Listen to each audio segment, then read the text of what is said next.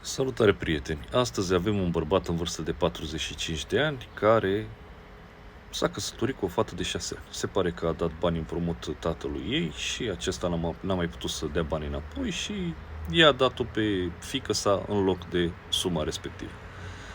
Acum vă întrebați cum este posibil. Este posibil pentru că în Coran există această învățătură și ai voie să te căsătorești cu fete indiferent de vârsta lor. Nu e specificată o vârstă.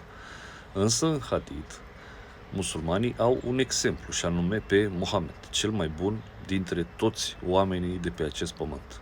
Acesta a consumat căsătoria cu Aisha când aceasta avea 9 ani. Din acest motiv, acest tip va trebui să mai aștepte ca această domnișoară fetiță să împlinească 9 ani și după aceea va putea să consume căsătoria cu ea. Vi se pare normal? Vi se pare o învățătură bună? O învățătură corectă? Nu știu, ziceți voi. Salut!